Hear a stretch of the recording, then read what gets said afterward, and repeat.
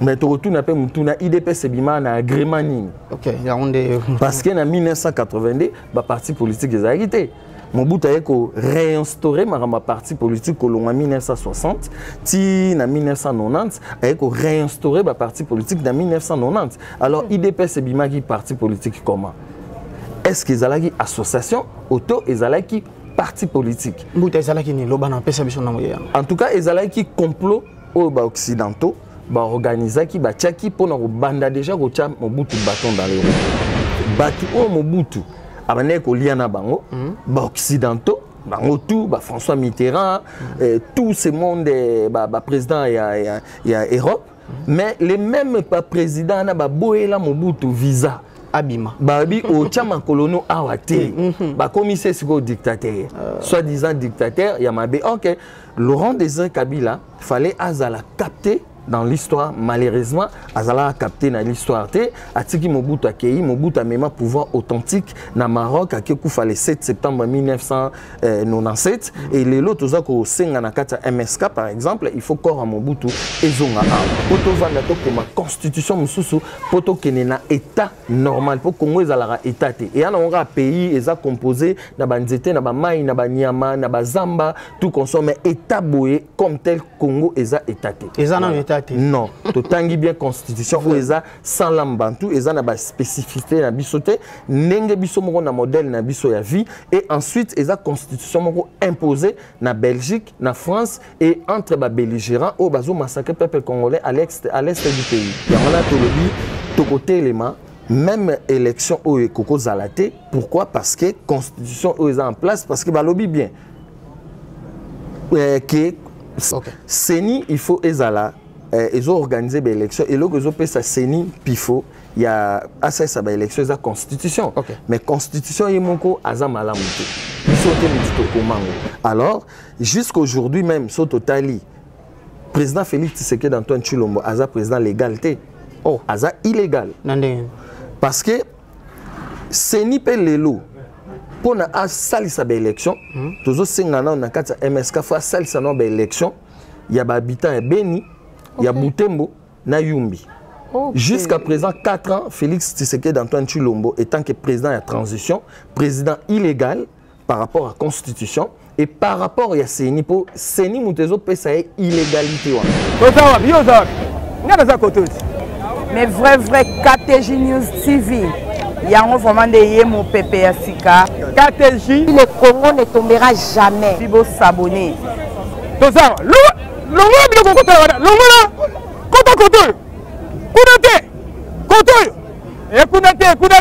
L'émission est bien, le théâtre est bien, le news est bien, donc bien déjà KTJ News TV. Bon, c'est là. Abonnez-vous massivement. N'oubliez pas de liker, surtout au KTJ News et côté ça. Na bengi pena ba abonner na ngani so ba tout bolinganga. Bo s'abonner on so bolinga théâtre populaire congolaise. Bon découvrir on a KTJ News TV. Le Congo ne tombera jamais, car la victoire du Congo dépend de l'Éternel, Dieu des armées, et à ses prophètes qui craignent l'Éternel, comme l'évangéliste et bishop John Israel Makiese, descendant de Fumu Kimbangu, Jean-Baptiste et 3e millénaire. Voici le temps de l'éveil prophétique. Lèvons-nous donc contre ces longs peuples congolais. Défendons notre patrie, car le Congo ne tombera jamais. Vouloir ses pouvoirs, c'est maintenant ou jamais, c'est maintenant ou jamais, maintenant ou jamais.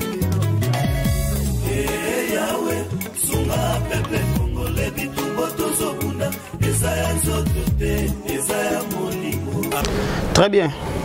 Mote na bandeko balandi nyonso ya KTJ News Télévision, chaîne OEP Sabino d'information en temps réel, chaîne Obo Mesana kolanda de partout Obo Zali bolanda biso, bozolanda biso na France, bolanda biso na États-Unis, bolanda biso na Chine, na Japon. Partout au Bozali en tout cas chaîne na biso esala ke comme la bino pote marambo malamu ndezala na osika pote to fongolaka ba dossier oyo batu bakoka fongola te nde biso to ya fongolaka mukoma lelo batu bele bakomona ndeko Joseph Ndombasi oyeli biso nini ya sika en tout cas na elbino marambo ya sika oezo senga pena congolais nyonso ala ta yango na nzoto na parce que lelo to koloba o etali mboka tozobeta nde masolo ya mboka na kazi na osika là directement je sali Mokitani John Israel Makiese esika zali na pesio mbote papa de papa lelo nde tozo fongola pena masolo ebele na kati na esika wana yambi pona bino kaka ya mbuya makungu mfumu guide spirituel et scientifique et politique ya masolo ya sekele ya Congo MSK en sigle nde tokobetani masolo ya mboka na esika tokolobela bongo 33 ans en transition oyo mbuta kaka muyamba alobela tokolobela bongo constitution na biso otoza nango sikoyo tokolobela pe ba élection na esika wana na ko senga merci mingi na munadi o azan sima caméra pe na koyebisa afungola biso plateau to ba kozwa invité na biso mkongo lelo c'est parti bon mbote papa Muyamba Yambuya was na assassiné combo c'est tout à fait normal. OK. Mbote ndombasi to sepende bo yambi biso na plateau ya KTJK eze sango mingi po ndengo lobi mama mboka eza na oubli makasi photo e balelo tozonga na histoire parce que histoire ezali kibokondi pe kibokondi ezali histoire matondo wana boyoki ezaki kaka yambuya makungu mfumu na lingana assassiné kombo me boyoki esko alobi ke il faut tozongande na masolo ya mboka kaka yambuya namona na ba ouvrage belé pe masolo belo leka na ba etandeke mususu namona obeta likambo ya 33 ans en transition elinkoloba nini loko wana lobaka mingi kaka matondo mbuta pona motuna 33 ans ya transition photo e bakende tolobi na histoire toyeba que depuis le 24 avril 1990 ti lelo le 24 avril 2023 que toza na transition il y a 33 ans. Transition à 33 ans, ça veut dire quoi? Ça veut dire tant Mobutu azwaka pouvoir les 24 novembre 1965, si toyoko koma le 24 avril 1990, a dirigé Kibiso d'une façon authentique. Na authenticité, il y a pouvoir où il y a Kibobiso en fait. Tata bomoko, ekolo bomoko, parti bomoko, mokonzi bomoko. Tout le monde a dit unité wana au Mobutu alakisaki malgré social na économie et koufaki. Bon, voilà, unité wana eza unité oyo mama kimpavita bundela ka vers 16e 17e siècle eza unité oyo ezalaka relayé pa ya mfumu kimbangu papa Simon Kimbangu et puis ezali unité oyo ba panafricaniste ba bundela ka tel que to bandi na Mbutaka Savubu ba Lumumba ba Modibo Keïta ba Kwame Nkrumah ba Amical Cabral ba Zebele ba Mbuta na nyoso donc voilà unité wana lokola Mobutu amonaka ke ba Mbutaka Savubu ba Mbuta Lumumba ba ndai ko patauger na kati ya histoire na ba mulele yango na ndetango Mobutu azwaki pouvoir azongisaki unité wana azwaki biloko wana na kati na bango yango to monaki tanga sali Zaïre atie drapeau ya même père drapeau wana ezali drapeau ya ba jeune abakiste ya jeunesse ya Bako et puis comment dire même père mouvement populaire de la révolution ezali biloko oyo ba mulele na ba Lumumba ba ne ko bondela yango na Mobutu azwaki a en place. Alors le 24 avril 1990 vu que pendant 25 ans au Tovandaka na pouvoir au Mobutu azalaki nango il y avait des soucis peuple pe amonaki que niveau social et économie et bandé ko marché bien et les peuple commençait à revendiquer. Il y a un Mobutu à Kendaki vers début février 1990 à Bandeko ça la consultation populaire.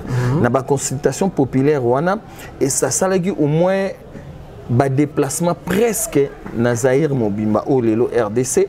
Il y a un andé à qui ko déclencher le baki bon loko la population andimi qu'il faut que sa démocratie, na multipartisme, yangwana Mobutu ayaki mena kozong sa biloko en place le 24 avril 1990. Mais ce qui tozong un peu na histoire muketo mona ke démocratie wana bayaki kokotse la biso en 1960. Yangwana Mobutu amone avant 1960 démocratie ça a été. Démocratie ça a été. eza malamu matondo mutando masi pe batu fo ba baba comprendre que depuis la première constitution, il y a le 8 octobre 1908 au Belge à côte de l'Arabiso au Belge Salaki après un temps indépendant du Congo, au Sala Congo belge. La première constitution il y a le 8 octobre 1908, déjà biso ko banda na 1960 na culture politique ni. Peut-être que Congo va comprendre des pétozali na plateau ya KTJK va comprendre que les Belges va diriger qui biso na pouvoir royal. OK. Démocratie là est un bout. OK, vraiment. Donc de 1908 si tu es comme en 1960, est-ce que tu as un parti politique? Un parti politique ça a été. Démocratie ça été. Si ko ba Belge pouvoir royal bazula rango na royaume Congo ba exploiter ki yango menaçance ya mabe tindenge lelo pe ba minele ba exploiter ka pouvoir royal mabe parce que et pas na biso ki pouvoir royal e baneko utaka na famille morote e baneko uta na famille tout ya batunyo sondeti yo mbutando maso komi mokonzi ba mpanzu na bandinga na bantsaku ba choisir yo ba tio wana et puis au respecter ba valeur divine na ba principe royal. Ce qu'on respecter te ba longoli ba zwing par exemple un kaka ya mbu ya makungu fumu ba tie à remplacer ainsi de suite. Nde ba mindele ba zwaka biloko wana ba baby si ba sali yango selon bango. Alors tant to komi na 1960 ba belge ba monique lokola pouvoir royal ezala pouvoir mongo ya identité na biso ya pouvoir culturel ya biso ba sala nini tant bazo senga bambuta lumumba bakasavu ba senga indépendance bango moko ba bendani ba longwe ba ko kotsa démocratie. Tozi première élection le 30 mai 1960 na habité soki politicien congolais nini ou ko contredire eloko na ou ko contredire to na plateau to sali débat. Alors lokola ba belge ba mona que pouvoir royal et ça pouvoir identitaire ya biso oyo bango mo peka ba utiliser ki ce temps to comme na 1960 bandeko ba politicien ba bande au senga indépendance tant usiko ba moni que bani ba pesa indépendance ba faut ba rouler biso ba rouler biso ba kosi biso bango moko ba bendani pour tous na roi belge plutôt roi Léopold II oui. Roi Baudouin ko connaît ou a remplacer qui mais tant ba pesa biso indépendance mahamba mo royauté et sili bango ba bendani yangwana Mobutu tant à du pouvoir à mon avis vrai pouvoir authentique ya biso ezalaki pouvoir ya royauté yangwana tchaki tata bo moko ekolo bo moko parti bo moko mokonzi bo moko voilà. OK matondo mingi kaka yambuya makongo futo yo kivuma histoire ndenge et se déroulaki kaka yambuya nakati wana tinengo lobi na lingena tuna mutuna mwana est-ce que ko instaurer démocratie bon batiaki ezali malamu to ezali mabe démocratie matondo mbutando mbasi démocratie ezali loko mabe et pouvoir moko satanique. Il y a les 10 familles qui dirigent le monde au Bachayango où tu as depuis 5e siècle. Tu as famille Collins, famille Rockefeller, famille Freeman, famille Rothschild au bazo diriger Banque mondiale, naba FMI tout et tout. Famille Dupont, famille Windsor et la famille où il y a Reine à Hôtel Kokufa, Reine Elisabeth. Donc famille Bush, famille satanique. Et puis ba famille wana mutu ba salama ba démocratie ba tche démocratie na monde depuis 5e siècle ko bandi pas ba grec et puis ba romain pe ba yego zongo ba salango na lolenge na bango ba bomis ba bandi ko bomasiko ba pouvoir royal. Alors démocratie za culture politique occidentale ya mabe o e bomi théocratie pouvoir divin o ebaneko diriger na ba royauté soto zongi na kati na théocratie bisoto za na théocratie o lelo faisonga soto zongi na kati bible bandeko bazolanda so batali na histoire biblique na livre wana les livres les plus lus na monde ba mona ka kuna na kati ba betaka masolo ka ya ba roi lelo totika na royaume moko ba benga royaume du ciel. Alors avant 5e siècle les ali na théocratie nenge banaki ko diriger za donc qui veut dire ezalaki na ba valeur divine valeur divine ane ezalaki minei o mokili lelo ezoluka ezalaki bolingo respect, dignité, na justice. Babiloko wana ekufa. Donc démocratie et pas na biso mbuta na bandeko bazolanda. Soke longwe na Congo te na ba parti politique ezali eloko moko Congo eko avancera jamais to tika la esclave des siècles des siècles. Yango wana Mobutu ndenge na lobby vers 1960 dans na 65 ans azwa ki pouvoir aeba ki yango à la tiki biloko wana. Dommage que social peu économie un peu et bebaki des populations mené comme ko sengana ba politiciens au bazaki en place tout le monde a déjà na février 1982 IDPS bimaki mais to retourne après mutuna IDPS bima na agrément nini parce que en 1982 ba parti politique des arrêtés Mobutu a réinstauré ma parti politique en 1960 ti na 1990 a réinstauré ma parti politique en 1990 alors IDPS bimaki parti politique comment est-ce qu'ils ont une association auto ils ont une parti politique en tout cas ils ont un complot aux occidentaux organisé qui tchaki pour nous banda déjà Mobutu bâton dans les roues IDPS donc parce que l'histoire est là l'histoire c'est le pouvoir batuba loba na 1982 agrément ni ezalaki ke pour IDPS à la partie politique donc ezaba biloko au occidentaux ba formataki pour na bando tia déjà Mobutu bâton dans les roues et puis tibake na bango mais bref et l'autre on noté Mbuta tout na siko question depuis Mobutu a instauraki le 24 avril 1990 maramba multipartisme na démocratie échanger ni na mboka o ba peuple congolais au bozolanda maramba a échanger ni sur le plan social économique. Est-ce que bino ba peuple congolais bozu à ta carte de santé à soins de santé? Est-ce que peuple congolais bokomoni a tongo midi pourquoi?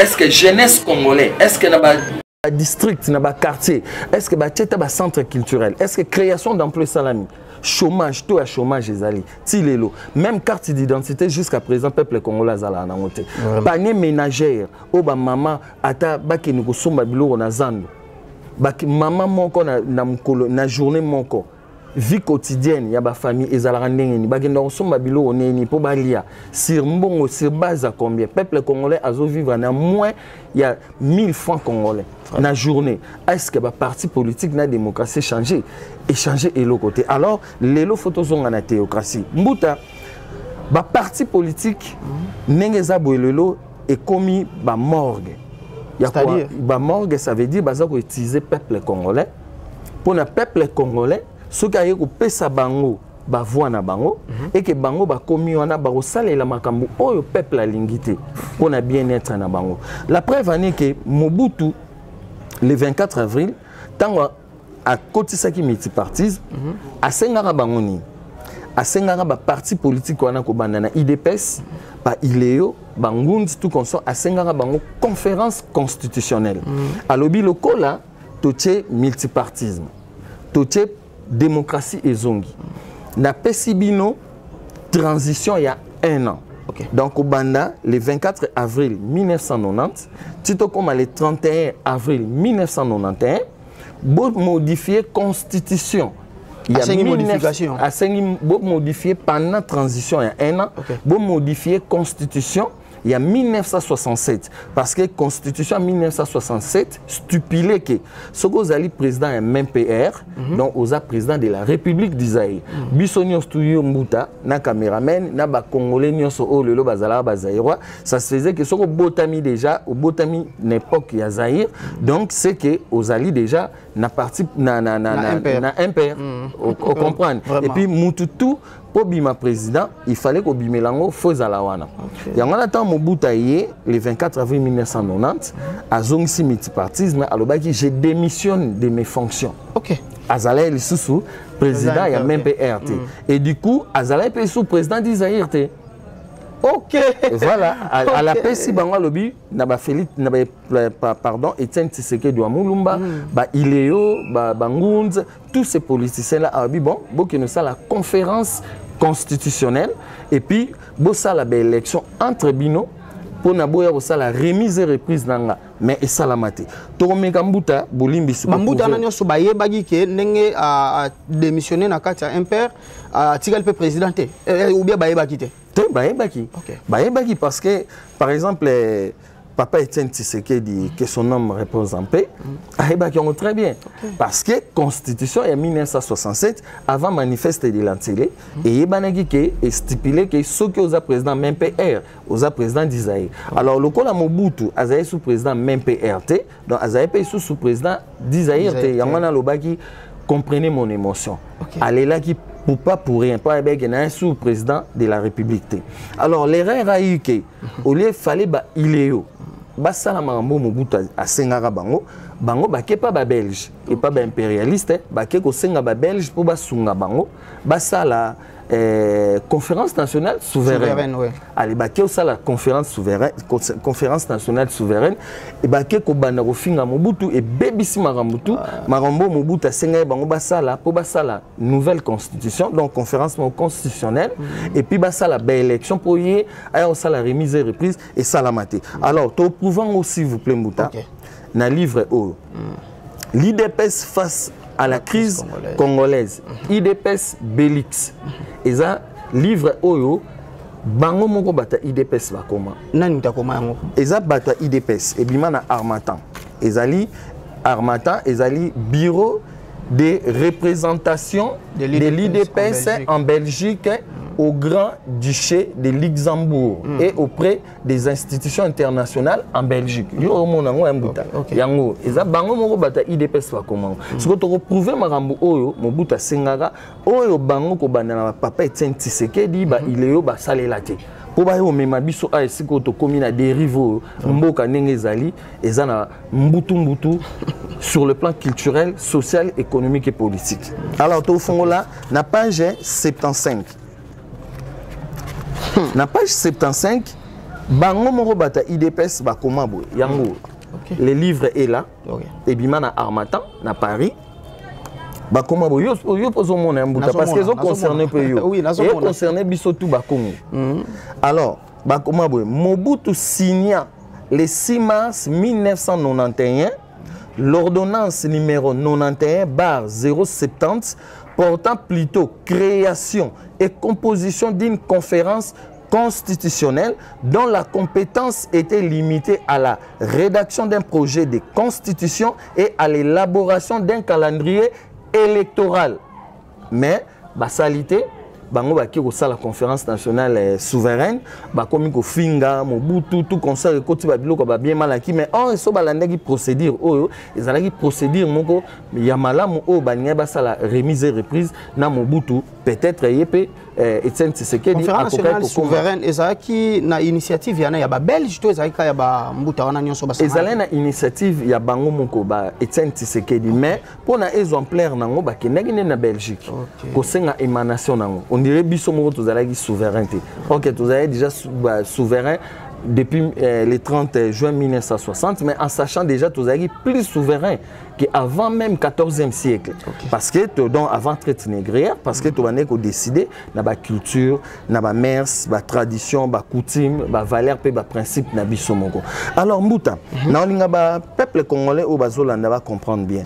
L'erreur a eu encore où na makambu oyo tangu Laurent Désiré Kabila azoya na ba Rwandais na ba occidentaux ba aider pour azwa pouvoir ba kimisa Mobutu ba bandi guerre wana o lelo tozo sibira on lelo ya Afdel yango wana komaki RCD yango wana komaki CNDP yango wana M23 nde ezo sala mambo ya ba désordre M23 pesa ka CNDP bien sûr CNDP kundabatoire pour ba changera RCD kakabango RCD yango wana eza émanation ya Afdel alliance soi-disant à libération tout consort na ba Rwandais Kabila père tout monde ayaki na ba Rwandais na ba occidentaux bazo aider ba bandi guerre wana mardi le 16 octobre 1996 ba enango et tout monde qui utenika 1 utenika 2 lokola Mobutu armée mobusienne phase ba sedaki déjà VIP injustice sociale les alay makasi na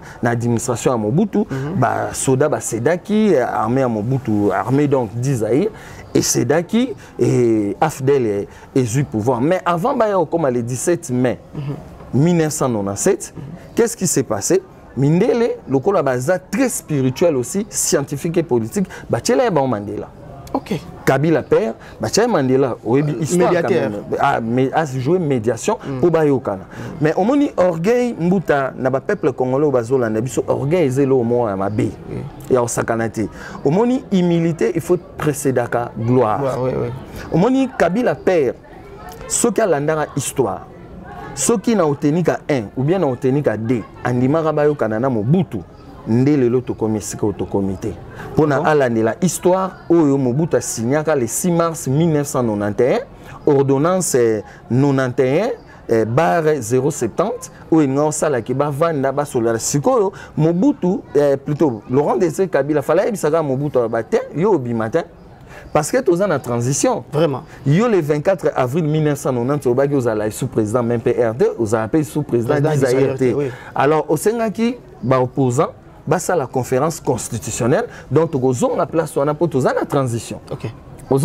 Allez, Laurent Désiré Kabila yatiki Mobutu Abimi accueilli et puis et causé des ordres et en plus ce qui est flagrant dans l'histoire parce que Laurent Désiré Kabila monaki bien batu o Mobutu abane ko liana bango ba occidentaux bango tout ba François Mitterrand tout ce monde ba président il y a Europe. Mais les mêmes présidents na boela Mobutu visa abima babi au chama colono awate ba commissaire siko dictateur soi-disant dictateur yamabe. OK, Laurent Désiré Kabila fallait azala capter dans l'histoire malheureusement azala capter dans l'histoire té atiki Mobutu akei Mobutu a même pouvoir authentique na Maroc akekufa le 7 septembre 1997 et les lots ozako senga na kata MSK par exemple il faut corps à Mobutu ezonga awa rapporter ni mbuta so ezongi té et ko rapporter c'est ezana dignité na biso ya mboka na biso parce que togo tikate ba ndeti corps à Mobutu ezali quand même na kata légende ya histoire na biso tala marambo ona lobby a o Mobutu fallait accéder pouvoir na ndinga normalité na ndinga bien pouvoir authentique wana mais salamate il y a eu des erreurs politiques ozomona et des erreurs politiques ane conduire biso et ko mema biso tina ma santiti ba yo ça la biso constitution lokuta o ba imposer biso o ezoni ko tolobela yango matungu en tout cas na bi ke place bozali bozoka biloko ezobetama awa mbuta zo fongola pena histoire na ba o nyonso ba histoire te boye ba ko capter bozoma ba stylo boye ba ko ma histoire o pa monika za na modification atie la biso na commentaire ke mbuta lobi boye ezaki bongote alobi ye mbuta sengi ke o nyonso amoni ke mamba loba ezal kuta aya awa comme ça ba ko leka na débat tozo leka na deuxième sujet na biso o ezali bongo ya constitution mbuta o jija pays ndenge nini pays o ezala déjà état ou bien ezala non état mboka na biso eza état te na ndenge nini mbuta parce que jusqu'à présent ce totali na kati histoire ya traite négrière histoire ya colonisation pe néocolonialisme donc histoire ya traite négrière des 14e siècle 18e siècle tout passé au moins 5 siècles il y a confinement il y a bakoko na biso donc sur le plan culturel social économique et politique oyo bango ba bandaki ko diriger ma belé na bango o batali saka des gens pifo il y a création pe il y a invention na mokili parce que nyonso e bandara awa alors histoire ya traite négrière et bomi maram na biso ba valeur pe ba principe na biso to esko kokota na colonisation il y a 2 siècles ko banda na 18e siècle ti na 20e siècle ba yeko pesa biso ba indépendance tokoti na nouvelle colonisation auto bengi néocolonialisme alors biloko wana ebomi biso donc ba mindele à cette époque soto zu vers ba 15e siècle bango ba sala o ba bengaki émancipation na bango ko changer ba culture ba mœurs ba tradition mais biso e pas na biso to ko kakite pourquoi parce que vous allez na carte négrière bazo kanga bakoko basinga bazo mema on a Amérique du Nord Amérique du Sud yangana ne muté salaki défaut et bomaki sikoyo développement oyo biso to bandaki déjà voir même avant 5e siècle alors pour na mboka ezala état il faut ezala na ba composition nango na ba institution nango selon bango ko bandana na constitution mais so totali constitution oyo ezala mboka na biso et comment na Belgique. Bon, ozomona batu bakomango ba belgérant o bazoboma population na biso na est o ba komiti lelo na kwa muntu alors Na 2001, pendant la transition, il y a 3 ans, il y a 1+4, Joseph Kabila Kabange, où Yazalaki na pouvoir, et puis il y a un délégué qui Vital Kamere, a délégué Samba Kaputo, Théophile Bemba, professeur Évariste Bochab, nde bakendaki kovanda pour baso la marama constitution. Mais constitution na jamais que constitution en mboka o ezali arme en mboka. O ezali beaucoup o ezo régir ba droit pe ba devoir ya peuple et ko koma libanda. Parce que ezali na identité na binoté parce que o eza mabele na bino o ezo ko incarner pouvoir na niveau espace na bino ozu ba mabele ba mai ba zamba mupepe tout et tout lelo a tondo botama awa na Congo mais na France botama te ozomona donc qui veut dire quoi constitution o ezali la loi de base la loi fondamentale d'un pays il faut ekomama na ba élite nango na bana mboka ya biso siko ekomama libanda yango wana moyen ezala to progresser selon ba valeur pe ba principe na biso ezate basala yango ko mama libanda na esprit ni basala ki nango batwana omoni yango na lobi mbuta lelo faut comprendre to lobi ke ba président o ba leki ko banana na 1990 tant Mobutu koti multipartisme ti na Félix Tshisekedi Antoine Mutombo Félix Antoine Tshisekedi Chilombo. Voilà. Donc si tu commis à Bazali, président na nyosto baza président transition. Pourquoi? Parce que depuis Mobutu nenga sengakawana et là moko salamate constitution il y a original o ya biso et salamate. Et puis jusqu'à présent ba kei nengo lobi ba salaga ondeni ba ke ko imposer biso na ba occidentaux. Bavandi na ba belligérant bavandi na batu on a lobby Vital Kamere Samba Kaputo Évariste Bochab o ba utakina Théophile Bemba ba uta na pouvoir ezaki en place ba ke bavandi ba caricaturer ba sali copie coller no ba gena kuta de salama ba ke ko sala ba zu donc ba sali copie coller il y a ba constitution en France constitution en Belgique ba komiango selon ba constitution oyo il y a France Belgique ba salon selon lo lenge wana et comment man la langue ils en français na français est-ce que biso to ba français to za ba français te mbuta to le kato prouvant quand même na livre o mbuta s'il vous plaît yo linga comment na langue nini yo selon yo soki zaki yo mais biso to za ba Congo tous en 4 langues au babimi c'est la biso fédératrice qui est la langue nationale au lieu de la langue officielle tous en Kikongo tous en Lingala tous en Swahili tous en Kiluba alors c'est parmi ces 4 langues il fallait constitution na biso et komama parmi ces 4 langues il y a une langue moko kochango et puis même langue wana ou lelo ba sur 4 langues il faut choisir moko et comme langue officielle français faut qu'il ne m'panzi au monde alors toko les kato mais quand même ko justifier en na livre oyo Tshisekedi ou les combats pertinents pour libérer les Congo Zaïre question à l'IDPS donc au fond là ezaka ka batu oyo ya IDPS kaka mutu bakoma yango eza batu ka ya IDPS au monde l'armatan Évariste Chimanga Bakadiababu Azalipe mutu ya IDPS bakoma buku oyo ebima na 2006 juste après promulgation il y a constitution il y a le 18 février 2006 alors na buku oyo to fungolango na page 63 to découvrir na page 63 question nini o batuna na IDPS et comment manga epa na bango bango moko alors bakoma boye on sait qu'il y a eu une manipulation des résultats du référendum et maintenant que la fameuse constitution a été entérinée par la Cour suprême de justice, comment trouvez-vous son contenu? Les dirigeants de l'IDPS, Félix Tshisekedi Antoine Chilombo, soulignent le fait que même certains occidentaux qui ont examiné attentivement la fameuse constitution confectionnée avec les concours du commissaire Louis Michel regrettent infiniment. C'est le cas par exemple du professeur Léon de Saint-Moulin. Léon de Saint-Moulin a Koufaki en avril 2020. Azalé couronné, Azal professeur et puis Azal recteur adjoint na Inikin. Azalé couronné par Félix Tshisekedi Antoine Chilombo, président Yamboka.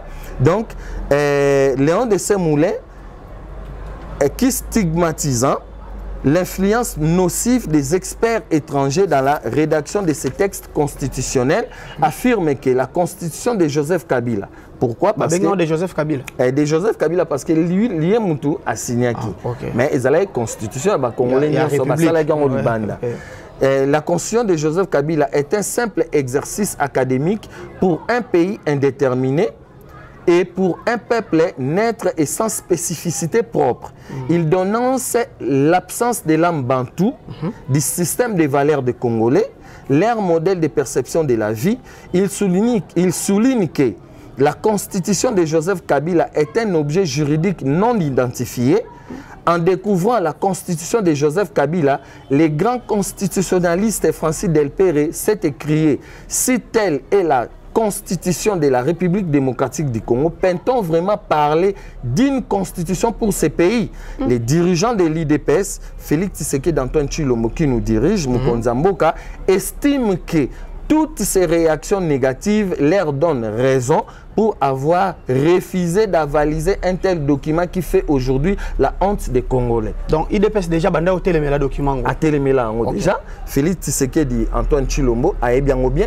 Il faut les lots na 4 MS4 aux autres Faïb sa peuple congolais vérité. Vital Kamere Faïb sa peuple congolais vérité. Fayoulou Martin Fayoulou, faut bango tout wana Martin Fayoulou, ba Antoine Mvwema, ba Antoine Ngonda, bango tous les politiciens au baza côté majorité, na côté opposition, il faut ba ce peuple congolais vérité, il y a constitution. Il y a un tozo senga, lelo Mokonza Mboka, ba institution na biso tout tangi bien constitution ndengeza boye ba komela ngo biso libanda, bazo diriger la constitution ni. Ka o en 2006. Alors, et donc ba institution na biso za par terre, normalement, il faut to bander là. Constitution. Va changer constitution. Il faut changer constitution. Mais si on va changer constitution, nani muto assumer intérim pendant ce temps-là la présidence de la République. Non, Félix Tshisekedi dans Zani Kawana. Ni muto simba le roi base juridique. Yende mutu, il faut engager un dialogue, une conférence constitutionnelle. O wana eke mupanzi, yé Félix Tshisekedi d'Antoine Tshilombo arobima na kati ya conférence wana. O fait sangisa ba Congolais bazali banda opposition. Na majorité, na société civile, tous dans la confession religieuse, tous dans les artistes, et les belles compositions, nande yangane et ça poto vandato comme constitution mususu poto kenena état normal pour Congo ezalaka état te et on a pays eza composé na banzete na ba mai na ba nyama na ba zamba tout consomme état boye comme tel Congo eza état te eza na état te non to tangi bien constitution ou eza sans lambantu eza na ba spécificité na biso te ndenge biso moko na modèle na biso ya vie et ensuite eza constitution moko imposée na Belgique na France et entre ba belligérants au bazo massacrer peuple congolais à l'est du pays. Kaka Muyamba, en tout cas, Kaka Yambouya, c'est ça. Bozo Kandenge Azo Panza, en tout cas, aloba que constitution est à contester, voire même Nabatuya. IDPS, donc, Yango Bando Tal Sabiso na livre, voire même Batuya IDPS Bakoma. O baloba na kati do banda kala babanda da hotel mela mais Kaka Yambouya pour nani bino na kati MSK démarche ni bozo sala pour na ko sala ke constitution le batango mopanzi est-ce que si bo monde ba autorité mususu to matondo mbuta to kotsa ba memo to kotsa eza beaucoup de nini ba émission to sali total ici soki ba tali par exemple na YouTube na biso ba betin Kaka Yambouya makungu fumu ba mona to kotsa ba mémorandum constitutionnel to bandi kotsa ngo depuis na époque ya Kabila to zana ba preuve ya dépôt to kotsa ngo pe na époque ya Félix Tshisekedi alors na kuna to senga ki poto vanda biso tout entre Bantsa Kumpanzu Nzinga dans ba Congolais na lobi tout à l'heure au ba Libanda ba diaspora pour ba conflit ezali na ba Congolo ba na opposition na ba Congolo ba na majorité lelo union sacrée na o ya société civile poto vanda to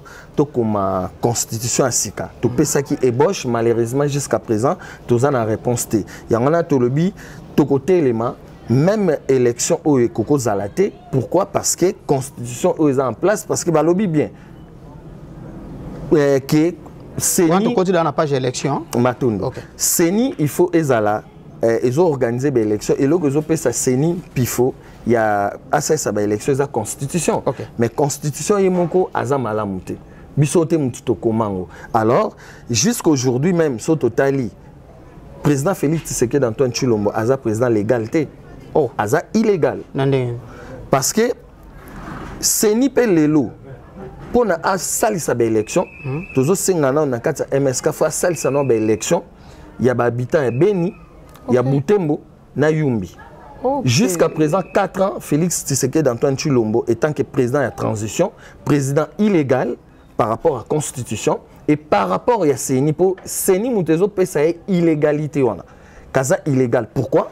Parce que balobi na kati ya constitution na bango kaka oyo et salama ya ba belligérant oyo contrat na bango oyo basala na Belgique baké na ba Sun City baké vanda na ba belligérant balobi bien que président faut azala élu par la voie ya suffrage universel oui.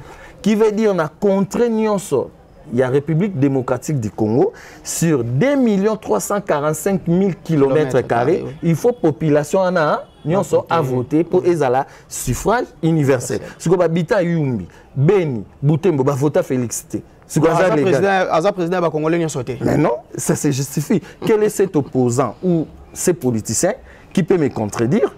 Ah, il y a tout ça le débat. A prouvé que babita Yumbi, Beni na Butembo ville ba vota président de la République. Bah voter président de la République, c'est pour cela on dit na kati même la constitution na bango na Seni wana que Félix Tshisekedi est président illégal et puis jusqu'à présent na kati ya élection auto eleki depuis 2006 2018 ti na 2011 mutu moko a gagné ba élection tembuta. Oh. Mais tout le monde a dit en 2011 Kabila a gagné qui, Joseph Kabila a gagné qui. Tout le monde en 2018 Félix Tshisekedi a gagné. Papa na biso wana qui son âme repose en paix. Ou après ta qui serment na ndakune na 10e rue na siège kuna Kabila na dona Kabila bango nyonso na mutu mo a gagné ba élection te to prouvant na eloka mo amuke. OK. Balobi boy. Pour na ko voter na système démocratique. OK. Batu ba na voter na élémani. Faut pas en faut une carte d'identité. Oui, carte d'électeur. Non, pas carte d'électeur. Faut carte d'identité. Tous à la précise mbuta. Marambo examiné parce que les Congolais, les Congolais mingi. Est-ce que carte d'électeur est une carte d'identité? Mais il y a un débat. Il y a un monde qui répond aux fois à la carte d'électeur. Bon, carte d'électeur est une carte d'électeur. Mais si vous nous votez, il faut même ma carte d'identité. Ils ont justifié aux Congolais pour que nous votions. Au moment où Rolanda Tolani babindele mingi, Seni et Nikoloba commission nationale d'identification et pas ya ba occidentaux. Ce que a ba kosabiso, ninga ba kosabiso na 1960 et pas ba belge, tant ba pesabiso indépendance, ba mo ba longoli pouvoir royal ba kosabiso démocratie. Tine na lobi mobuta bomarango. Donc ce que de la même façon, Seni ba yeko kosabiso soi-disant commission nationale électorale indépendante. Et ko zalara jamais. Ils ont causé des problèmes dans la Guinée, dans toute l'Afrique. Que des problèmes. Parce que les habitants on a biso te biso na façon na biso ya vote, ils allaient na ba collège électoral. Ils allaient na batu ba vandi, ba poni mukonzi ndenge ba votera pape na Vatican. Ba cardinaux ba vandi, ba poni mukonzi, ba tie ba sakumunier. Na biso batu balinga ba bando vendre ça ba député ou bien normalement il faut bantsaku na kati ya clan bantsaku ezalaka ba chef du village baza. Ba chef coutumier baza, ba clergé, ba clairvoyant, ba notable, ba juriste, ba tomaele ali ba poni sikoyo ndeti mbutando masi okomi roi mukonza mboka. Ça peut utiliser ceux qui bazongi na système wana est-ce que ba ondoza la contester et pas la population? Non, ba za contester ba poni pour les loto ka batubele bazolo bake ba chef toza na bango lelo baza ba chef bazwa ki na nzela ya kanyaka toza suna ba chef coutumier ya solote ba bisu ba ye baza ba vena siko so to na système na monte ke ba biso peuple to andolela kaka. Non parce que ezali culture na biso normalement ya wana lobi il faut d'abord ko bande la constitution. Alors ce qui to bande la constitution ne to ko tia makambu selon ba valeur na biso pe ba principe na biso. Alors tozongi pour na problème à Seni. Seni e gozalara jamais commission moko nationale électorale indépendante. Ba ko sabi se pas mindele soit disant toza ba pays moko boyager démocratie. Ya ngwana ba tieli biso ngo pas na bango za service ya identification. Au monde biso ce ko ba bakisi e moko wana électoral ba ko biso. Alors peuple congolais faut aller loko wana bien faut ko bouder Seni photo kombolango to longola on va ba no ça na ba élection ya Yumbi ya Butembo na Beni ba salisate ya wana ba institution donc Félix en fait bateau tout bazo diriger ko banda 2006 style lo ba diriger na ba désordre politique Donc, vu que le désordre politique est bandit depuis même le 24 avril 1990, Tilelo, et malheureusement, l'erreur n'est pas Laurent Désiré Kabila, Tika Mobutu Abimi, tout consort, l'erreur politique, on a dit, il y a un mutu, et ça, l'élo conduite politique, alors, je demande à tous les peuples congolais, Balobi l'élo, n'a joué un, sa carte d'identité. Ok. Ça n'a habité, il y a journaliste scientifique. Oui, il faut y bango. Si vous avez sa carte d'identité pour toi qui voté nango.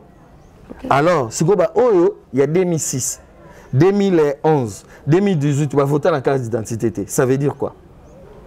Séni, pourquoi tout ce qui est dans la carte Séni, au état les matériel, les kits électoraux. Pourquoi tu es dans ce moment Liban?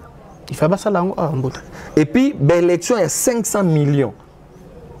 Que dépenser mbongo il y a 500 millions de dollars et ça mbongo ya social au peuple congolais télémé la belle élection boya belle élection ba que no bebi mbongo pour rien alternance les ala raté et puis n'engeza boya na décembre so belle élection ni salami et bim ça ba désordre déjà tout le monde ngoye que ne bim ça déjà ba désordre c'est ni enrôlement ni na sali tala ba infrastructure ba courir za la raté partout banzele zate ba kitu wana ba memango ndengeni déjà seigneur l'axi que exam donc enrôlement et salami nangote siko bato bazali lelo bana ba forêt partout au ba kimi guerre ba sala enrôlement donc mbuta ozomona déjà élection à tour pe kozaka baclé ndenge merci et za la baclé même mbuta tozo tuna ba peuple congolais bolo ba déjà bien avant ba peuple population o ezali na forêt na est kuna ba voter té alors tozo sani est-ce que tout le cas dépasser ba entendement tout le cas zala au moins même nenge ba nyama ba vivre na zamba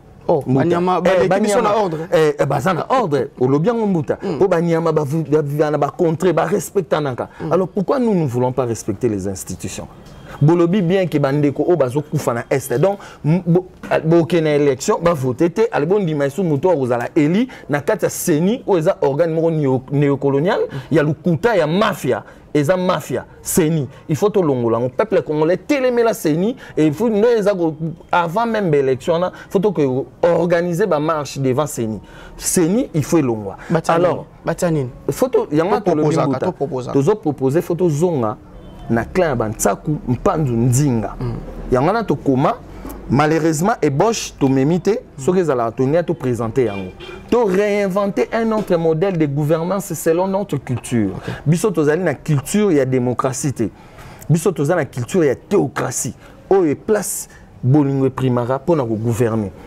respect primara pour na gouverner dignité primara pour na gouverner et puis na justice na kata pouvoir royal mais ezate lelo ozomona alors tolobi boy seni Moutou Okobandana, président Félix Tshisekedi d'Antoine Tshilombo, Martin Fayulu, Denis Sesenga, tous les opposants, Matata Ponyo, tout, Bamuzitu, Nyonso Arondima, élection en 2023, à traître. Mais Bangonio Sobalobi, il faut que y ait une élection. Il faut qu'il y ait une élection, Boutato expliquant très bien.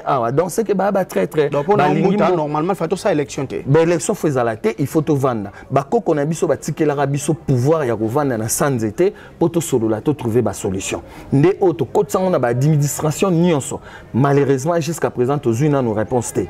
Donc banana président Félix Tshisekedi d'Antoine Tshilombo, ti na C na cour constitutionnelle, na Sénat na parlement pamboso ba o ba nima ba élection wana na ba Martin Fayulu peuple congolais boye ba ke ba traître ba nibo souffrir ko lia tongo midi pour que za la rater courir za pasto boité Félix Tshisekedi il est en train de mokonzamboka ko sala tout pour na ko meka ko bunda quand même ko remettre les choses en place mais les choses en place la mbuté zate ba mindele mutu ba roya o sala biso ngo vraiment ba mindele ba seka biso to moni président Tshisekedi Félix akesu na Chine toke lukani mbuta oh tous les scientifiques, IBTP, Institut des bâtiments et travaux publics, tous les beaux-arts, tous les biloko, tous les savants, les géomètres, les architectes, les dessiner, les ponts, tout consort.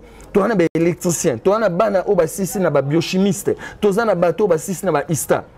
Tous les mbongo. Faisons maintenant l'organisation scientifique. Donc, on dit la confiance à bana au former. Il y a un bakoko bazar ko silika.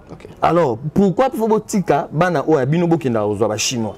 Non, tolobi pas d'élection en 2023 sans changement à la constitution. Quand on a la même constitution au Mbuta, surtout quand on a exposé des motifs, comme peuple congolais, depuis son indépendance le 30 juin 1960, la République démocratique du Congo est confrontée à des crises politiques récurrentes, dont l'une des causes fondamentales est la contestation de la légitimité des institutions et de leurs animateurs. Exemple, par exemple, Mbuta. Article 70. Article 70, le président reste en place jusqu'à l'installation du nouveau président élu par voie de suffrage universel. Mais les lots sont baqués à l'élection. Et le suffrage universel, c'est parce que les habitants ont contré, il y a est voté. Alors, donc, c'est que nous avons gagné l'élection comme Soba Sali, nous avons gagné les anan. Et Zaka Félix Tshisekedi, on est parce que tout le monde qui populisme, il y a partout.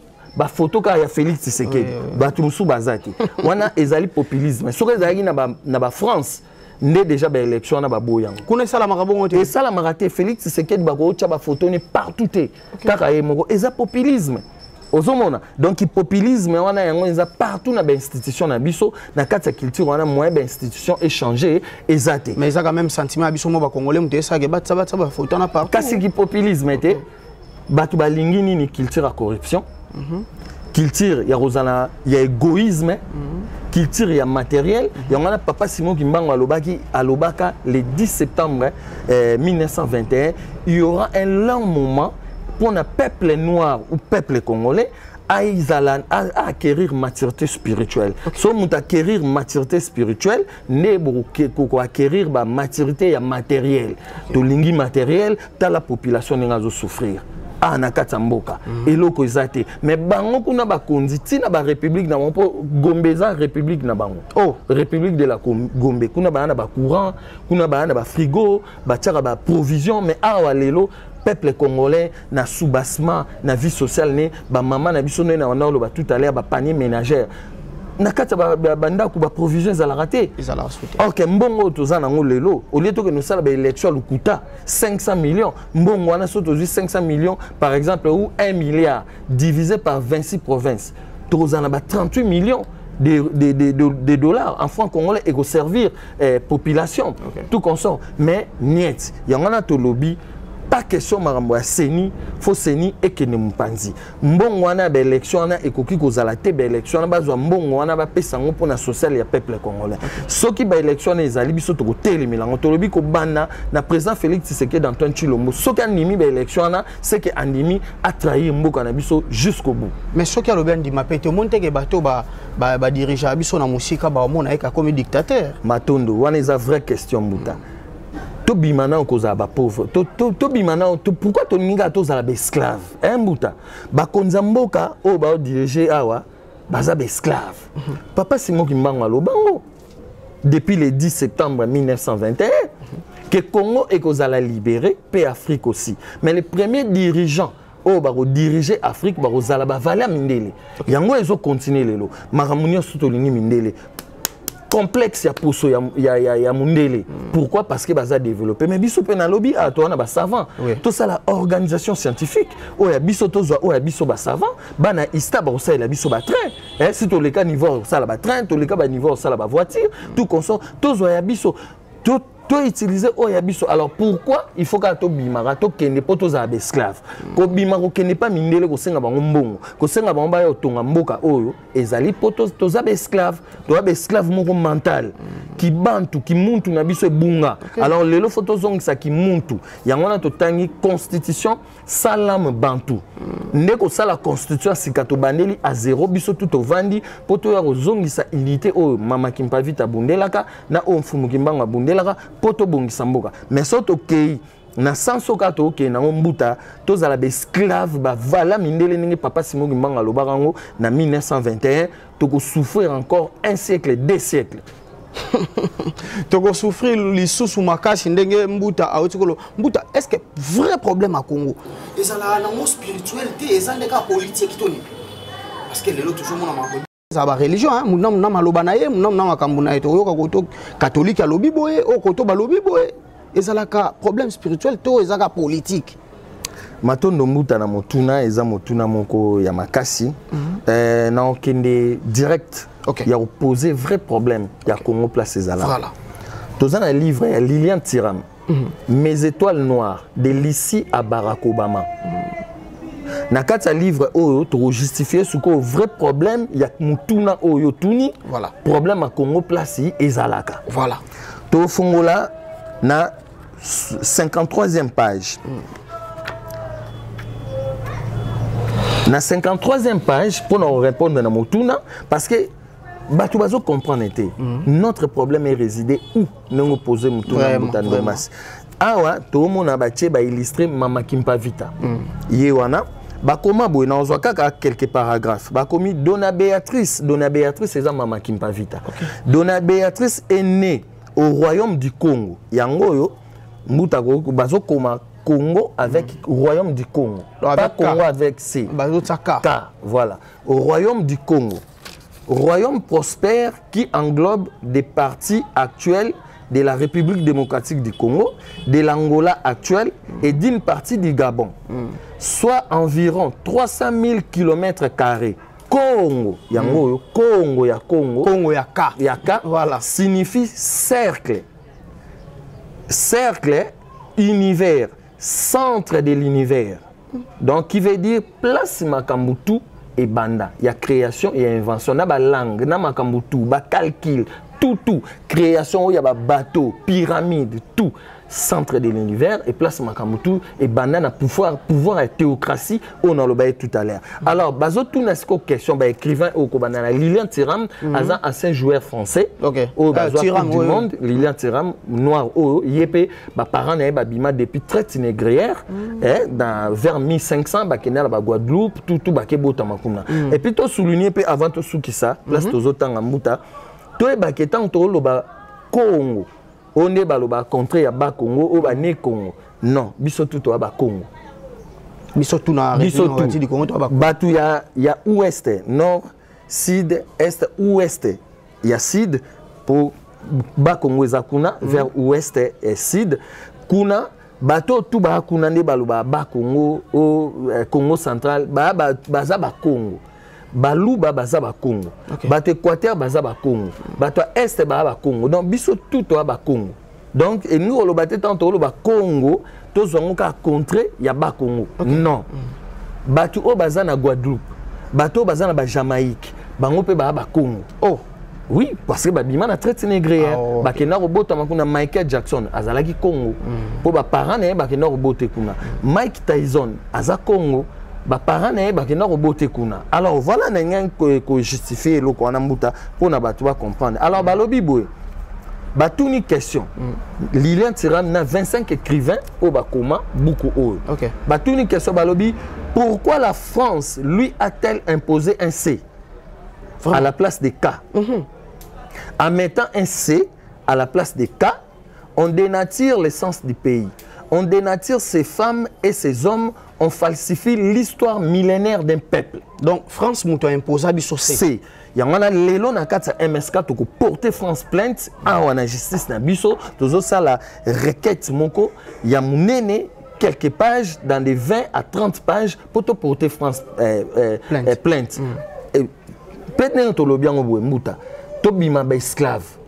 Bande ko ba soki ba yokite na koko bandela. OK. Question tuni nyonso e vandi a. Soki lelo Congo ya kato zongisi yango te yango moni photo vanda na kata constitution, nouvelle constitution pour na to ya ko zongisa siko Congo ya ka oyo. Poto zo roi oyo mfumuki manga loba ke il y aura un roi qui viendra. Roi divin. Roi divin avec roi divin koto. Roi divin na ne mwandanse mi abimi roi divin. Roi divin Butandombasi oza journaliste scientifique spirituel et politique. Photo yeba ke roi divin l'aime soit azani na États-Unis, l'aime soit azani na Gabon et le roi il doit se profiler. Roi divin azamuta dignité, azamuta respect, azamuta bolingo, azamuta justice. Maintenant to moni bato anate. Siko oloba roi divin ndengeni.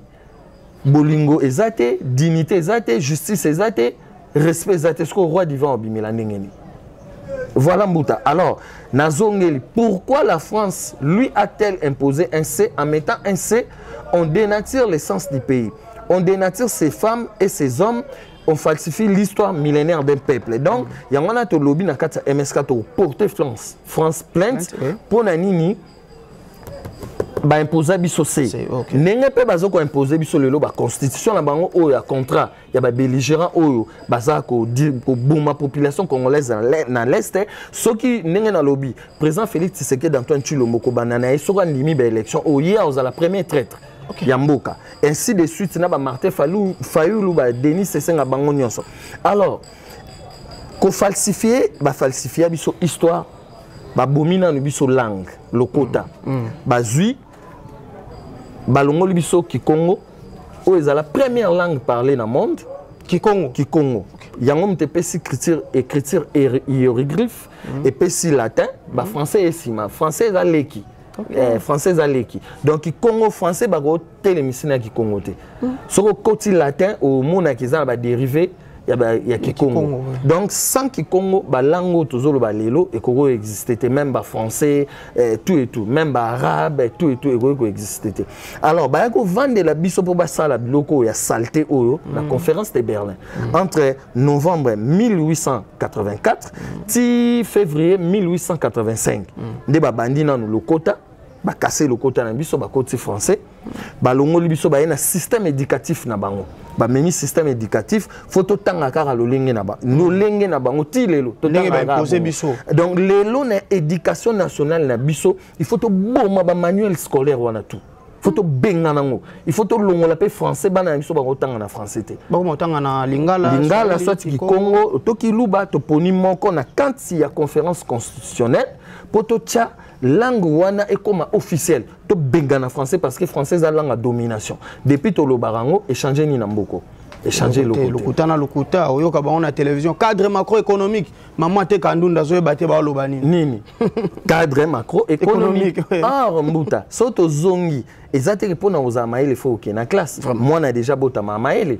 moi na bota mi bazuye ba 25 na to la mama PC libele moi na komi ko tété libele comment moi na yebi déjà que faut attéter libele alors et loko lobi na souligner pona ozonga comment cadre macroéconomique. Ok, on peut faire l'économie et où t'as wapi économie où tu na nature parce que si vous transformer tes produits intérieurs bruts na bino moyen croissance économique les alésatés alors tozong imbuta na conférence de Berlin nde ba vandaka ba falsifier histoire donc ba culture na biso ya langue ba culture na biso ba éducation ba koko na biso ba écriture il y a aucun peuple dans le monde a koki koyeba lokota nae sans que aye ba recommander ce que le bilan les lobes français que tout n'a bango tout ni bango le bilan bango a komelo munu tandian luku auto lobby munu tankwenda kumfinda qui un français comment a commandé alors bakoko ce ko ba écriture ni ba ki so alphabétisation française te ce ko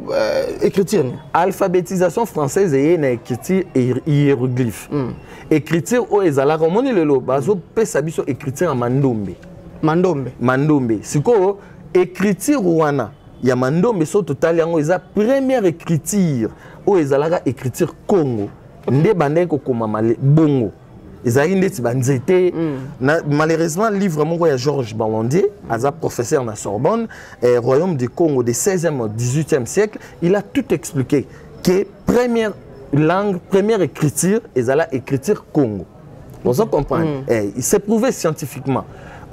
Donc, bakoko na biso na conférence de Berlin, nde bavana ki babomeli biso ba culture, ba mers sa ba kombo na biso. Mutandombasi, ngai kombo na nga yambu ya makungu fumu. Omona na ba kombo na biso ka ezanga raté. Yangano lobi lelo mutuno tunia motuya, to pesi réponse problème politique to eza résider awa na kati ya Congo ya ka na C. Soto zongisi Congo kate. Totala, tozo sala to tourner mission na Kimbantseki. Tozana avenue Kingotolo. Ok, banini na biso service Kitona, Kibomango, Kimayala, Kimpavita, Kimbangu. Tout ezaka na ka. Voilà et si kabiso tout oza aveuglé tant que esclave. Na kati ya Congo C ngolo bato ba cochon d'Orient. Oza ba congolais. Cochon C, soto longo yango te to progressaka jamais. Yango neza identité culturelle na biso yango ne molimo na biso ya mayele ya création ya invention et vandi nde mindele ba bomela biso na conférence de Berlin bango moko mindele ndenge to bandaki émission car ndenge to bandaki émission bango moko ba yeba kotisi système royal tant ba longwe na conférence de Berlin pourquoi vraiment Tomituna Mbuta? Tomituna ma question. Pourquoi les Belges, les dirigeants qui sont dans la royauté, le peuple congolais peut sa réponse? Pourquoi les dirigeants qui sont dans la royauté? Parce que les Congo mabele oyo pouvoir nango ezalaki pouvoir royal. Allez tant to commune na expliquer na 4 émissions qui tant comme na 1960 nenge fumukimba mon papa singo kimanga lobaka que Congo ezala libérer Afrique aussi. Tant to commune na moment wana ba panafricaniste ba bimi ba Kasavu ba bimi ba Lumumba ba moni que makambango et commis ko salama. Alors au lieu to tika bango na système royal faut biso to benana to cotiser la bango démocratie pour te tromper bango. Ya mwana lelo toza ba esclave des maisons, toza ba esclave des champs, pe toza ba esclave de surveillance. Donc ceux qui tozongi na Congo ya kate tokobimate mbuta des siècles bana o biso toboti na bana o bango bakobota na bana na bango na future génération na bazala toujours esclave ndenge biso toza ba esclave matondo mingi mbuta kaka Yambuya makungu mfumu kaka Yambuya tokoleka boete sans que tolobela insécurité ozo battre plein partout na RDC tozomona na Est tozomona komi ana kwa mutu na porte ya Kinshasa awa kaka Yambuya solution ko zala nini na makambo wana nyonso tokanisa ke zali ministre de défense bateli biso Jean-Pierre Bemba mais makambo zo kende kaka ndengwana solution au MS kako porter na Katamboka solution ça d'abord il nous faut une armée fédérale. Fédéral qui veut dire que fédéré, tout, soit Congo, Bangala, Baluba, Swahili, tout et tout, il faut fédérer dans quatre armées. Na biso. Il nous faut une grande armée fédérale d'abord. Et puis d'aider. Insécurité, on a photo ébaké, ils ont joué pas na biso moro poto linimbo kate. Il y a une photo zong na photo zong sa pouvoir à théocratie. To zong sa Congo ya ka place Makamutu et Vandi. Alors comment expliquer ça? Na 2004 par exemple, pour nous zong sa kozong na mutuna, kozong sa et ya na mutuna na o ya makasi mbuta na 2004 Bunza Mabe de lui-même avec quel armement zalaye nango? Oh le bazolo bake soi-disant oni et fungole libiso potosomba armée même oni azolo bela maramba droit de l'homme même oni amona ke ba boma batuna est akangi biso to somba ba armée dans le kuta to ninga to za esclave to bima to tika za esclave to za pe na mitu to zonga ba Congo to longa ba congolais ba cochon d'Orient il y a ba occidentaux il y a complexe auto za lango ba posanzo to mindele. Alors Mbunza Mabe de lui-même, na armement au Ezalaki, Akim Senkunda Batwa, CNDP, a repoussé ti na Est, na Rwanda. Allez bazuye question de défense, batine na kito na 2 mois à Kekoufa. À cette époque, na pouvoir la transition à 1+4, Jean-Pierre Bemba vice-président, il y a économie. Vraiment. Jean-Pierre Ondekandi, ministre de la Défense. Général Bouki, chargé, il y a forces armées, Azalaki, chargé, il y a co-dirigé forces aériennes, force navale et puis force terrestre. Il y a qui contrôler en même temps na ministre de la Défense, Jean-Pierre Ondekande. Alors comment Bango va accepter que général Bunza Mabe a repoussé Nkundabato et Bazoeba qui nous tient na kito na pas kufa. Problème, il y a insécurité. Lelo, il faut contrôler la frontière. Il faut frontière et Kangama. La frontière Rwanda. Depuis avril 1994, na génocide rwandais, ba interam ba utu o ba kota na armement lourd. Il y a Abiyarimana depuis o bango ba kota na armement na ba créer ba armée négative. Ba armée négative on est créé mais les loта ba utu rwandais pe ba boma ba tout cas ba tout tité mutu ba boma ba congolais. Ba utu rwandais ba chef coutumier à cette époque ba senga kengo ba senga à pouvoir à Mobutu que bo désarmer batu oyo o ba ko causer souci na ba masisi na ba walikale tout consort ba désarmer bangote ya ngone memi piso ti lelo isika toza. Alors solution d'abord lelo il faut fermeture ya frontière. Il y a bisoto ça là non contrôle plutôt il y a ba frontière na biso ba contrôle la frontière ezala ta ba ngombe ba kokota place we uteli to ebité ba kotika rabongo insécurité. Alors l'élo police à proximité par exemple na exacté oui. L'État faut à ça la réforme il y a armée il y a un lobby ce qui to zongi l'élo na nouvelle constitution il nous faut une armée fédérale. Alors ambassadeur na biso o azana Rwanda lelo déjà ambassade na biso pe na Rwanda photo kangango ti lelo zo sala ezala rati ezala kuna pe armée plutôt ambassade à Rwanda pe il fonctionnera photo kangango photo scellé yango ko benga na kozonga mais kolega to yoka ambassadeur à Rwanda katsaki akendaki azali muta asala eza vérifiable il faut Félix Tshisekedi Antoine Tshilombo que mon konzamboka il faut leka aloba que tout ça li fermeture il y a ambassade à Rwanda officiellement et puis il faut aloba que to retirer ambassade na biso na Rwanda et fonctionner les sous-soutés. Après, fermeture, il y a des frontières. Il faut ça. Jusqu'à aujourd'hui, pourquoi frontières est carrément? Alors, ça donne tout ça la sécurité. Il y a un MSK lobby, il faut aussi Félix Tshisekedi Antoine Tshilombo, étant que Mukonzamboka, Jean-Pierre Bemba, étant que ministre de la Défense, Bokangana ba frontière. Service à immigration des jeunes, Bakanga ba frontière. Alors, pourquoi la frontière est ouverte? Ceux qui ont une frontière, peuple n'a pas lié. Toza na mabele comment déjà sur le plan il y a agriculture toza déjà nassé yangwana to lobby tout à l'heure pourquoi aller voir toujours bamindele biso moto ça l'agriculture toza na ba agronome na mboka na biso donc bref mbuta nengo tuni mutuna na problème il y a sécurité ya mboka na biso tozo senga d'abord faut frontière wana et kangama na est et voir même nengo toza boé ba frontière na biso tout au long il faut ça fermer.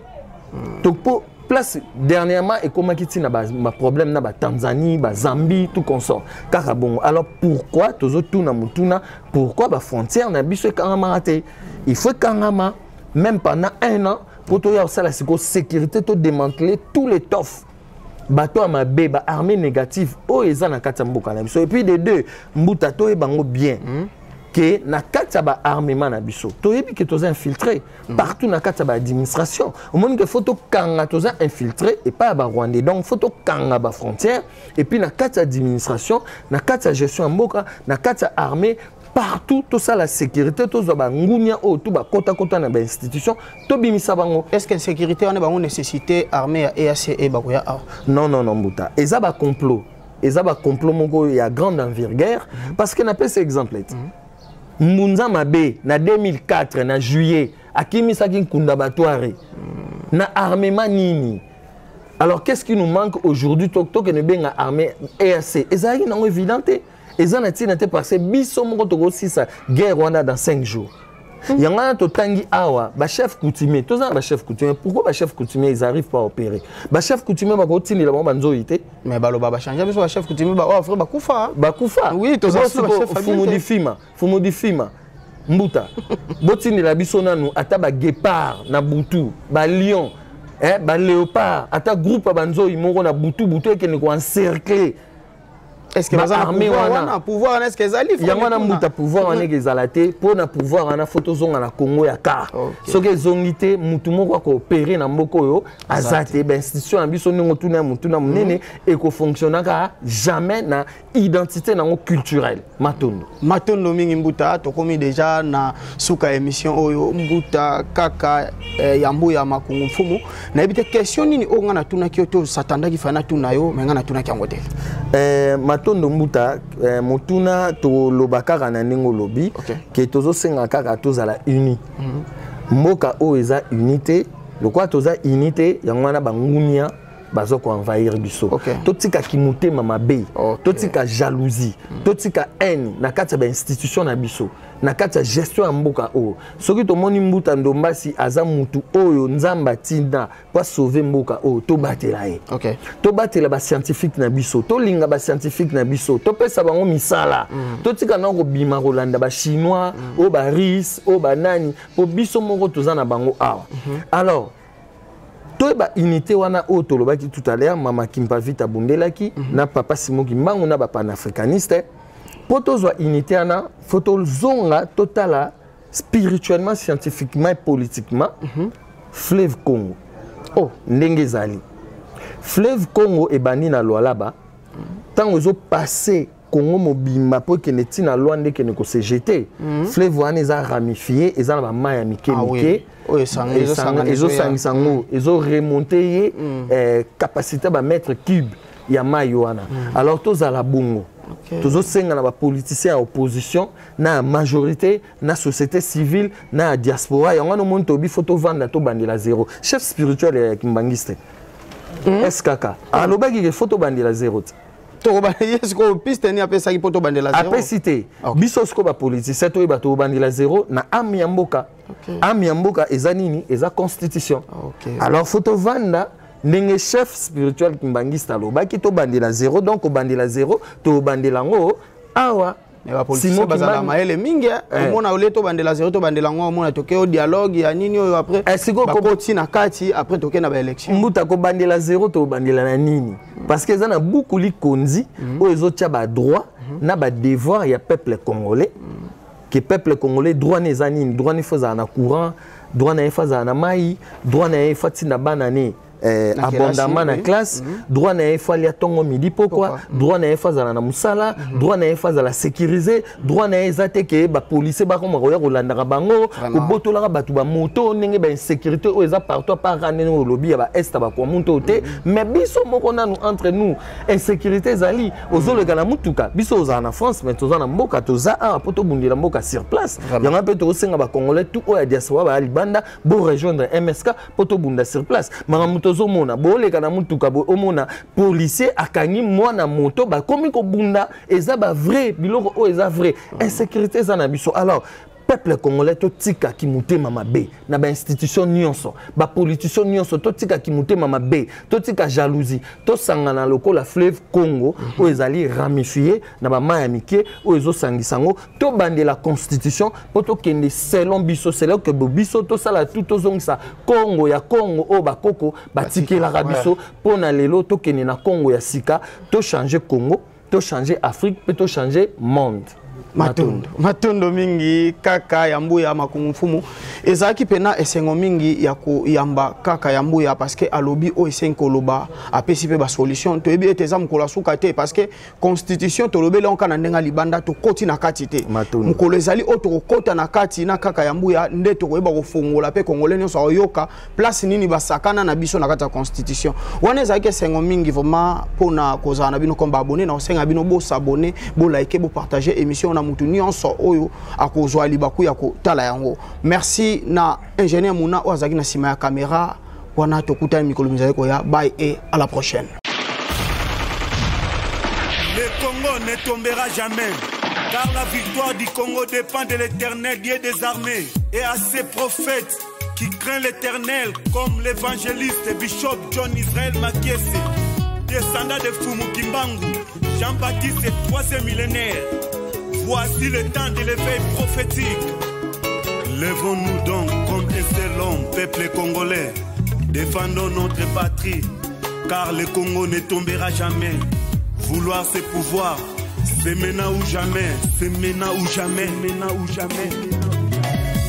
Eh Yahweh, sunga peuple congolais, bitumbo tozobunda, Ezaya nzotote, Ezaya molimo. Archevêque Koutounou Fernando, Yahweh, sunga bishopé,